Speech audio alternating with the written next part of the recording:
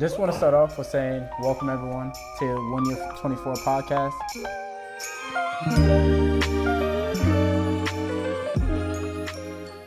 I am one of the co-owners of Diligence Training, Devonte Dillon. My name is Terrell Huff, co-founder, co-owner of Diligence Training. So the 1 Year 24 podcast is something that we've always had planned, something that we've always talked about, but now we're finally at a point where it's time to implement it. We really just want to use this platform to share insights about us being more than just owners, us being more than just former athletes, and just have this as a place where we could be vulnerable and transparent, as we know that there's a lot of people who may be dealing with the same things that we go through. So just want to just give insight, share gems. We'll have a lot of community partners, people within the actual community as a part of this actual podcast and platform. So for today, Terrell will talk about what we're going to discuss, and we'll go from there. All right, I definitely appreciate that intro. Really just want to use today to talk about balance. I feel that balance is something that could be used across the board, whether that's personally, professionally, and for those who do care to partake in it spiritually. Balance for me is something that I didn't realize I needed until I had losses. So I'm someone now through those losses that truly believes that, you got to take 1,000 losses before you get a win. And when I say that, it's not something that's more so literally, it's metaphorically, because it's through those losses that you see the beauty in the struggle, but it's through those losses you could appreciate the value and not see not have the ugliness in the success. So that was just, my little take on it. I'll definitely speak on it more, but really wanted to see how his balance worked for you. Right. So I would say for me, balance is something that I feel as though I just started to find as of this year. So I would say that comes from work-life balance and then just having a personal life. So I feel as though there's this misconception that, you have to have no days off when it comes to achieving a goal. But when in reality, that could also be a fault because you at some point have to take time to slow down and sharpen your axe. That way that you can honestly work harder, not smarter. Work smarter, not harder. And what I mean by that is you can be grinding for 7 days and have a lot of movement and motion, but that doesn't mean you're actually getting more done. When in reality, you could have it where you're working 5 days efficiently and you're getting way more than what you did in 7 days. So for me, it just came down to slowing down and prioritize self-care. And, for everyone it looks different. For me, it's about just finding peace and reading a book. There's this quote and this thing that I seen on Twitter where it talks about you just have to have 3 daily wins. And that's a physical win, that's a mental win, that's a spiritual win. And that comes from movement, that comes from meditating, that comes from praying, just everything that allows you to feel grounded. And I feel once I was able to conquer that inner battle, I feel that took a burden off of me, allowed me to just 10x everything I was doing professionally. So for me, balance is just that internal work, just slowing down and looking at yourself in the mirror, just that way that as you step outside and now you're around others, you don't feel overwhelmed, you don't feel like you're filled with anxiety, because you already took the time to pour into yourself. So for me, balance is something that I just started really honing in and prioritizing as of this year. And I feel other people are also saying they could feel the difference in my energy. My energy's always been good, but I feel now it's more, it feels lighter. It feels, it's more radiant. So yeah. What does it look like for you? I would say, especially you have a very unique and interesting story. I would say even dating back to 2020, when, this all came to fruition with just diligence. I feel you have a story that many don't know. I feel there's so many ways that you can answer this question. Yeah, I definitely would say it's a lot to take in when it comes to that. But I would say really just honing in on it being a marathon is something that's definitely going to be a lifelong thing. You find peace in the midst of chaos. It is definitely something that you got to do and to understand that it's everlasting. So there's just been a lot of moving parts, whether that's, been a partner, whether that's been creating boundaries with family and friends. That's major. Or just overall allowing me to understand that if I'm gonna serve others, it's not so much me pouring into their cup, it's my cup overflowing, and whoever really wants that is gonna put their cup around me, so that way they could catch the water that spills. That's a bar. Dropping gems, right? He used to rap in his past life. Yeah. He used to rap in his past life. Listen. It's a lot that unravels layers to this, but I just gotta let them know it's more than just, fitness. But nah, in all seriousness, it's just, giving yourself grace. Yeah. Like it's definitely a lot. It's a lot of motion, as you said, a lot of movement. But what does that really mean if you're not at peace, if you're not happy? So for me, it's really slowing down to go fast. And when I say that it's easy it's human inclination to always want more.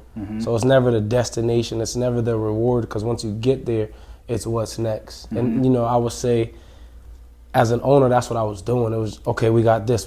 Now, at some point, I had to slow down and start closing cans that were left open, so that way I could lighten my load, get that burden up off me, and just be present in the moment instead of always forecasting what's going to happen next. I had to create balance, and that's something I'm still learning. But those are the things that, I am doing. Journaling, always asking for feedback from, the staff members, people in the community, friends, and just really taking time to understand what's important to me. So that's something that I can't really answer yet in depth. Yeah. That's something that I'm working to answer. Work in progress. One thing that I do want us to dive into that you brought up is just like boundaries. Because I feel like when it comes to boundaries, like people can say it's only related to like work. And what you said, it's also with like families and friends too, because those closest to you sometimes could be the distraction. So can you go more in depth about boundaries? Yeah, I would say as you're starting to, walk in your purpose, you're going to understand that it's okay if people don't understand. And as you do that, you're going to realize that may be the people closest to you, but understand since they are and have that much access to you, they can do the most to you.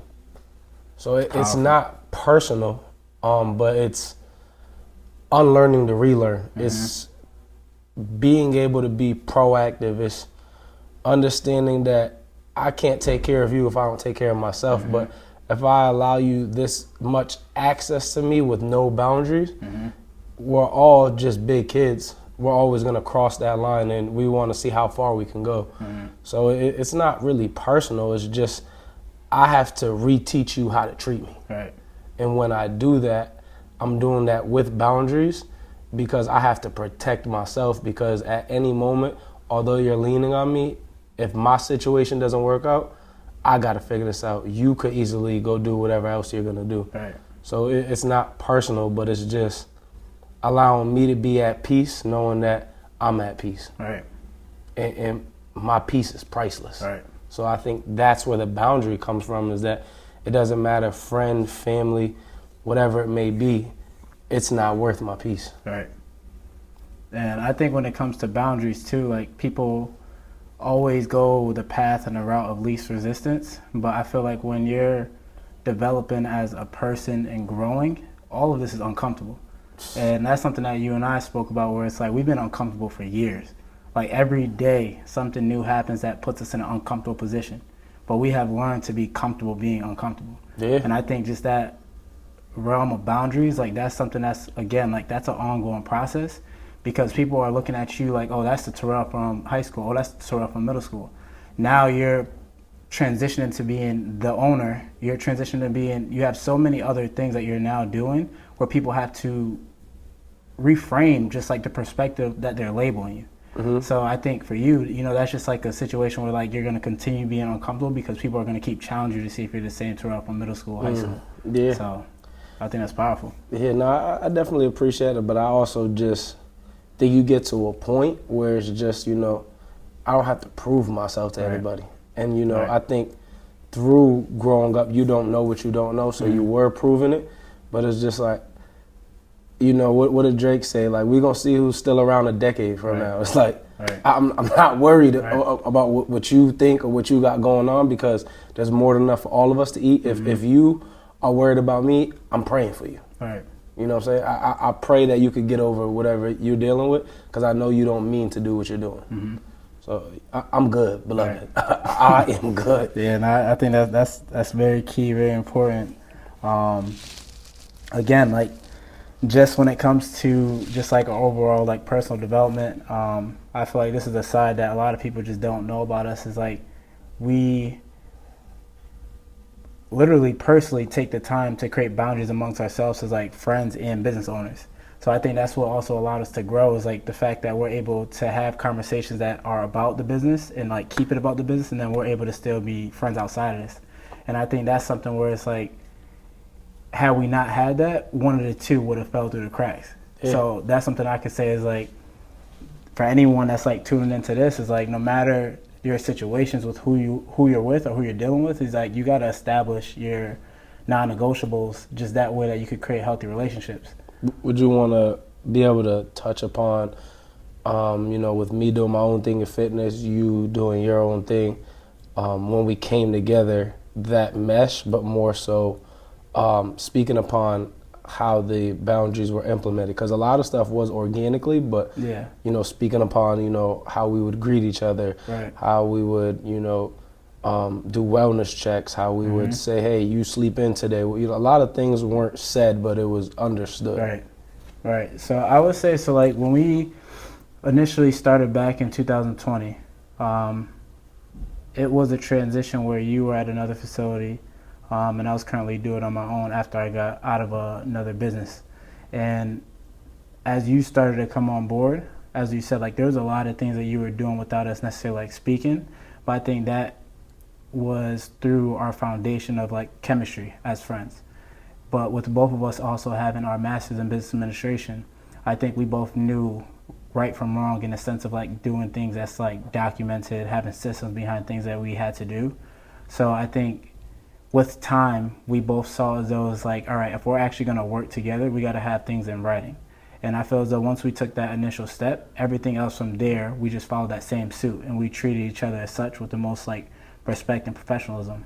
And even to this day, it's like, I don't text you or you don't text me first thing in the morning like, what's going on, bro? Like, if it's about business, it's always good morning, good afternoon, and we address the situation. And I think just having like that boundary right there allows us to know that, this is business and this is personal. And then from there, it's like, many don't know. So like, as you came on board, you weren't handed any title. And you said that. You said you didn't want to have it where it's like, I'm going to hand you a title just because of our friendship. You said it's something that you want to work towards. You want to show that, you're worthy of having this position, and you've done everything in your powers to align with the words that you said from day one. And that's something that I can respect, because many people, they look for handouts, especially when it's families and friends. But like, that's when things, go left. So for you, it's like, you came in, you had your experience working through other places. So you've had system and procedures in a headlock. And that's something where it's like, yes, I had the business acumen personally, but I was so passionate about running this business that there was no boundaries. Exactly. So there was no boundaries. So it's like, people took my kindness for weakness, and like, anything that they wanted to do, like, I would just sign off on it. It would be cool. Like, I just wanted to train. But as you came in, it kind of deterred many people away, because it's like, you actually had like a method to the systems that we had to implement about booking for classes. Like, many people don't know, when we was at our last location, like, we would think that 5 people are coming to class, and then 35 people would show up, and then we just had craziest thing in the world. We just had to just adjust on the fly. But it's just one of those things where it's like, had you not implemented a system like, all right, people need to start booking in advance, like, we wouldn't have had that. Just as far as like policies of like second pair of shoes, cancellation, just like actual signing of contracts, like all of these things, they may be small to, just like someone off the street, but it's like, that also shows the professionalism behind like the service that you're getting. So that's something that I'm forever grateful for, that you brought to the table. And then just as far as like just your energy, like, you wear your heart on your sleeve as far as like making sure that there's always a standard regardless of what you have going on personally. And that's something that you don't find in too many people. So it's like, when you hold people to that standard, it's because you also walk the talk. So that's something where you're leading by example. And from there, it's like, we balance each other out, because you're more of the visionary, I'm more of like the logistics, making sure everything is on paper. So it's like when we work together, that's like a dynamic duo. That's like, it's, it is what it is. Like that's what allowed us to get to where we are right now. So that's just something that we could also spend another episode diving deep on, just like our background as friends, and just like really meshing it as like business partners, because we've only been in business for 3-4 years now, and we're only scratching the surface, like literally only scratching the surface. Like, so definitely excited to share that aspect. What would you tell to people who are looking to go into business, and then those who might be doing it with friends or family? What would be your advice now that you're in it versus when you started? So I would say those who are looking to go into business, I would say start off with finding your passion. And what I mean by that is, if money is the motive, especially starting off any business, you're going to hit that dry spell where like you're barely going to break even. And if you do, you'll be lucky to do that. So at that point, if money isn't coming in, what's going to keep you motivated? So you're saying there's going to be a period of time where you're definitely putting in more time, which is money, and you're spending more of your own money before you're making money? 1,000%. 1,000%. So I would say, so that is the first thing. So just make sure you're passionate about it, because you will have to sacrifice your time and your personal money. The next thing that I would say is just like have a plan. So with having a plan, like you can minimize your room for error. You can identify like your actual target market. You can identify like just an overall like marketing plan. Just that way that whatever you're doing or starting off with is sustainable, because anybody could be hot for a month or two, but like who's going to be around for years? The third thing I would say is like get a mentor. So somebody who's doing what you're trying to do, especially when you're starting off with business, you can't have any ego. Like you have to be able to learn and remain a student. To this day, I'm still a student, and I've been in business for 4 years. So it's like starting off, knowing that you're going to invest time and your own personal money, understanding that you are going to have to have a plan, and then having a mentor. I would say those are the 3 biggest things that I would say to myself, back when I started off, this company, and, eventually getting to where it is now. That's powerful. I appreciate that. Of course. Is there any other things that you would like to share, or, just ask people of that nature? I definitely would want to see more collaboration within, this community, because I feel like a lot of people who are starting off businesses, they may not have the resources, to apply for like loans, line of credits, things of that nature. But I feel like when you have relationships, I think that's priceless. And once you have relationships, that gives you access. I say with that, I know there's been talks before about a cohort.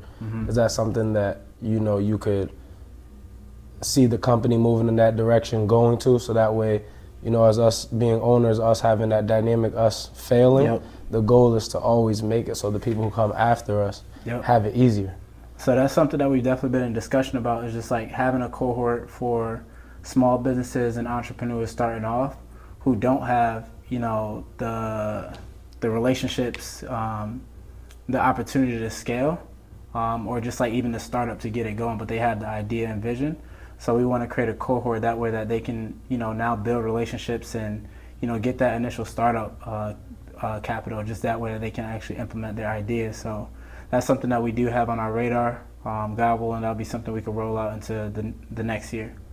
I like that. All right, so as we get ready to close up, what are you asking people to walk away from when it comes to this segment of balance, entrepreneurship, and overall boundaries?